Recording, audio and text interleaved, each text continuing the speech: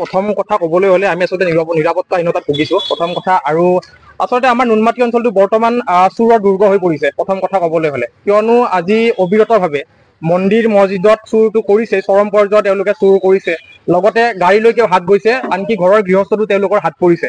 আৰু এনেকুৱা হৈছে তেওঁলোকক কালি সংঘটিত ঘটনা এটাৰ আলম লৈ পিনে ইতিমধ্যে দুজনক আৰক্ষীয়ে কৰায়ত্ব কৰিছে। কিন্তু এই খণ্ডটোত আমি ভাবিছো যে তেওঁলোকৰ আৰু কোনোবা আমাৰ স্থানীয় লোক ইয়াৰ লগত নিয়োজিত হৈ থকাৰ কথা আমি এটা সন্দেহ কৰিছো। আৰু তেওঁলোকৰ ইতিমধ্যে আৰক্ষীয়ে তেওঁলোক সোধপোছ কৰি আছে। আমি ভাবো যে এই ঘটনাটো আচলতে অধিক সক্ৰিয়ভাৱে তৎপৰতাৰে আচলতে তেওঁলোকে ইয়াৰ পৰা অনুসন্ধান চলাব লাগে, যাতে এই চক্ৰটো গোটেইখিনিকে যাতে তেওঁলোকে কৰায়ত্ব কৰি আমাৰ দোষীখিনিক কঠোৰতকৈ কঠোৰ শাস্তি হ'ব লাগে, সেইখিনি আমি বিচাৰো।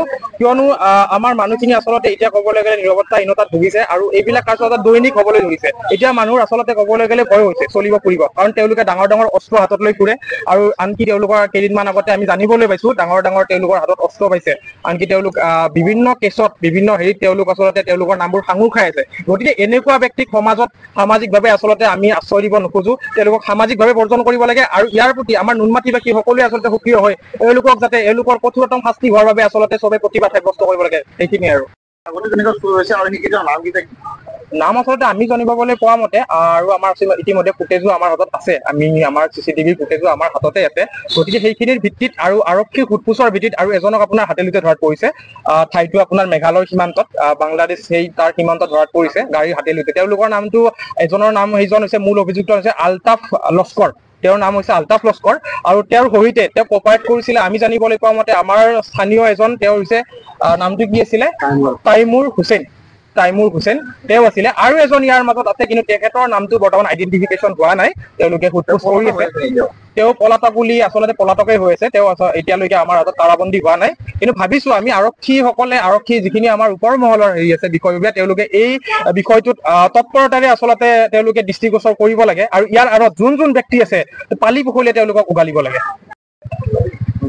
আচলতে কি হৈছে যে এওঁলোকক আচলতে আজিয়ে নহয়, তেওঁলোকৰ আচলতে আৰক্ষীত খুব সঘনাই অহা যোৱা হয়। তেওঁলোকে আচলতে কাৰাবন্দী হৈয়ে থাকে, মাহৰ পিছত মাহত ইটো নহয় সিটো কেছৰ লগত তেওঁলোক নিজে আচলতে জড়িত হৈ থাকে। কিন্তু কি হয় যে আমাৰ কাৰ প্ৰৰোচনাত তেওঁলোক কাৰ আশ্ৰয় লৈ তেওঁলোক আচলতে সাৰি যায়, আমি আচলতে সেই বিষয়ে অৱগত নহয়। কিন্তু আচলতে আমাৰ দুখ লাগে। চাওক, আমাৰ স্থানীয় এখন নুনমাটি থানা, আমাৰ ইতিমধ্যে এখন কমিশনাৰ অফ পুলিচ ইয়াতেই থাকে। গতিকে তাত এইখিনি থকাৰ পিছতো আমাৰ নুনমাটি ৰিফাইনাৰী, ইয়াত গোটেইখিনি বিয়াগম মানুহ বা গোটেইখিনি আচলতে ডাঙৰ বিষয়াসকল এই অঞ্চলতেই থাকে।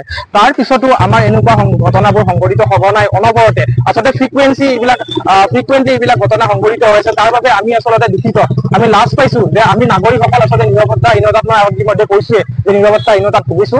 আমাক এতিয়া আমাৰ বেলেগ একো নাই, আমাক চিকিউৰিটি আচলতে লাগে। আমি জীয়াই থকাৰ যোনটো আমাৰ প্ৰাথমিক যিটো আমাৰ হেৰি, সেইটো আচলতে আমাক লাগে, সেইটো খুবেই দৰকাৰ। কাৰণ আমাৰ এতিয়া ভয় হৈছে, ৰাতিপুৱা আমাৰ ধৰক আমাৰ ভতিজা বা আমাৰ সৰু বন্ধু ল'ৰা ছোৱালী তেওঁলোকে এনেকুৱাও নহয় যে তেওঁলোকে অকল চুৰ ডকাইত কৰে, তেওঁলোকে আচলতে হত্যাকাণ্ডৰ নিচিনাকৈ তেওঁলোকে যেনেকে তেনেকে আঘাত কৰে মানুহক, কথা ক'লে তেওঁলোকে ডাঙৰ সৰু নামানে, তেওঁলোকৰ আচলতে নৈতিক ব্যৱহাৰ, তেওঁলোকৰ সেইবিলাকৰ ওপৰতো আচলতে প্ৰশ্নবোধক আচলতে আমাৰ আছে। আমি জানো তেওঁলোক তেওঁলোক বহুত ডাঙৰ কাৰ্যৰ লগত জড়িত হৈ আছে। গতিকে তেওঁলোক কোনোপধ্যে হাৰি যাব নালাগে, আমি সেইটোৱে বিচাৰিছো আমাৰ ফালৰ পৰা। ইতিমধ্যে আমি জানিবলৈ পাইছো তেওঁলোক আচলতে আমাৰ ৰাজনৈতিক দলৰ লগতো তেওঁলোক তেওঁলোকৰ এজন জড়িত থকাৰ আমি ইতিমধ্যে খবৰ পাইছো। আচলতে সেয়াও যদি হৈছে, তেওঁলোকক সেইটো ৰাজনৈতিকভাৱেও হওক, ৰাজনৈতিকভাৱে তেওঁলোকক চিনাক্ত কৰিব লাগে। আৰু চিনাক্ত কৰি তেওঁলোকক ৰাজনৈতিক দলৰ পৰা অব্যাহতি দিয়াই নহয়, তেওঁলোকৰ কঠোৰ ব্যৱস্থা দলেও ল'ব লাগে। এইটোৱে। আৰু যাতে জানিবলৈ পোৱা মতে হয়, এজন তাইমুৰ, তেখেত আচলতে আমাৰ দলৰ লগত জড়িত বুলি আমি জানিবলৈ পাইছো। আৰু তেওঁলোক হয়তো কি কৈছে, কোন দলৰ লগত আমি জানিবলৈ পোৱা মতে বিজেপি দলৰ লগতে হয়। তো তেখেতৰ নামটো আচলতে আমি ইতিমধ্যে গম পাইছো যে তেওঁলোক কোনোবা এটা এই ৰাজনৈতিক দলটোৰ লগত জড়িত হৈ আছে। আৰু হয়তো তেওঁলোকৰ আচলতে প্ৰৰোচনাতে হয়তো তেওঁলোক এনেকুৱা ধৰণে হাৰি যাব পাৰে। গতিকে সেইখিনিৰ ওপৰতো দৃষ্টি নিক্ষেপ কৰিব লাগে, যাতে তেওঁলোক কোনোপধ্যে হাৰি যাব নোৱাৰে। চাওক, নুনমাটি এইটো আপোনাৰ এয়া প্ৰথম ঘটনা নহয়। ইয়াৰ পূৰ্বেও আপোনাৰ নুনমাটিত আপোনালোকে জ্ঞাত, ইয়াৰ পূৰ্বেও নুনমাটি অঞ্চলত আপোনাৰ দুৰ্গা মন্দিৰ, তাৰপিছত মন্দিৰ, আপোনাৰ মছজিদ, এইবিলাকত আপোনাৰ বিভিন্ন ধৰণৰ চুৰি কাৰ্য সংঘটিত হৈয়ে আছে। এয়া প্ৰথম নহয়। এয়া মানে আপোনাৰ 2 মাহৰ 3 মাহৰ এমাহৰ মূৰে মূৰে হৈ আছে। আচৰিত ঘটনাটো হ'ল যে যোৱা 20 তাৰিখে ৰাতি আপোনাৰ 3টা বজাত আপোনাৰ 3জন আপোনাৰ চুৰ আমাৰ স্থানীয় যুৱকে হয় 3জন চুৰে সোমাই তেওঁলোকে 3খনকৈ বাইক চুৰি কৰে। এখন আপোনাৰ ইয়ামাহা R15, এখন পালচাৰ NS আৰু এখন আপোনাৰ ৰয়েল এনফিল্ড হান্টাৰ, এই 3খন বাইক তেওঁলোকে চুৰি কৰে। অতি আচৰিত কথা যে নুনমাটি অঞ্চলত এখন নুনমাটি আৰক্ষী নিচিনা থানা এখন গিজগিজাই থকাৰ পিছতো ইমান ধুনীয়া ইয়াত আপোনাৰ ৰিফাইনাৰী এটা থকাৰ পিছতো এনেকুৱা ধৰণৰ চুৰ আপোনাৰ এয়া প্ৰথম নহয়। ইয়াত আপোনাৰ মাহৰ মূৰত মানে এনেকুৱা ধৰণৰ ঘটনা মানুহৰ ঘৰত আপোনাৰ এনেকুৱা চুৰি কাণ্ড প্ৰত্যেক মানে সাধাৰণ মানে হৈয়ে থাকে। এইটো আপোনাৰ নৰ্মেল কথা। ৰাতি আপোনাৰ পাপাৰ গাড়ী থাকে, তাৰ পিছতো আপোনাৰ এনেকুৱা ঘটনা। আমি আচলতে নুনমাটি বাসিন্দা হিচাপে আমি একচুৱেলি লজ্জাবোধ কৰিছো, মানে আমি লাজ পাইছো যে এনেকুৱা এখন নুনমাটি আৰক্ষী থকাৰ পিছতো ৰাতি পহৰাৰ ব্যৱস্থা থকাৰ পিছতো এনেকুৱা ধৰণৰ ঘটনা যে হৈ আছে, এয়া অতি নিৰ্লজ্জ কাণ্ড। একচুৱেলি আমি আৰক্ষীক এটাই দাবী কৰিব বিচাৰো যে এই যিসকল চুৰ আছে এই চুৰসকল যাতে কোনো ধৰণে কাৰোবাৰ ছত্ৰ ছায়াত হওক। আমি জানিব পাৰিছো যে ইয়াৰে এজন আপোনাৰ চুৰ আপোনাৰ বিজেপি দলৰ লগত জড়িত, এজন বিধায়কৰ লগত তেখেতৰ খুব ঘনিষ্ঠ। গতিকে আমি অনুৰোধ জনাও যে সেই চুৰজনক সেই দলৰ পৰা তেখেতক বৰ্খাস্ত কৰিব লাগে, তেখেতক সেই দলত থাকিবই দিব নালাগে। যদিহে থাকিব দিয়ে আমি জানি ল'ম যে বিজেপি দলৰো নেতা পালি নেতাবিলাকো চুৰৰ লগত জড়িত। গতিকে তেওঁলোকে যদি নিজে চুৰৰ লগত জড়িত নহয় তেতিয়াহ'লে এনেকুৱা ধৰণৰ চুৰবিলাকক তেওঁলোকে এই দলৰ পৰা তেওঁলোকক বৰ্খাস্ত কৰিব লাগে, তেওঁলোকৰ দলত সোমাবই দিব নালাগে। আমি স্থানীয় বাসিন্দা হিচাপে এই আমি দাবী কৰো।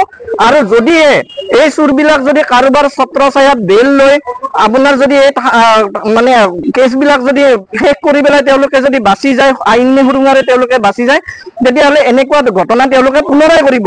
আগতেও তেওঁলোকৰ এনেকুৱা ধৰণৰ বিভিন্ন কেছ আছে, গতিকে তাৰে পিছতো তেওঁলোকে এনেকুৱা ধৰণৰ চুৰ আকৌ কৰিবলৈ সাহ কৰিছে। গতিকে আমি আৰক্ষীৰ লগতে এই মিডিয়া যোগেদি আমি জনাব বিচাৰো যে যাতে এই চুৰখিনি যাতে কোনো ধৰণে আইনী সুৰুঙাৰে যাতে বাচি নাযায়। তেওঁলোকৰ নামসমূহ আমি জানিব পাৰিছো, এজন তাইমুৰ হুছেইন, এজন আলতাফ আহমেদ বুলি জানে আৰু এজন আলতাফ লস্কৰ আৰু এজন আপোনাৰ বৰ্তমান পলাতক অৱস্থাত থকা বুলি আমি জানিব পাৰিছো। ইতিমধ্যে পুলিচৰ লগত আমি যোগাযোগ কৰিছো, গতিকে তেওঁলোকে কোনখিনি কেনেকুৱা পৰ্যায়ত কি আছে আমি পৰৱৰ্তী সময়ত সেইজনৰ নাম আমি জানিবলৈ পাম।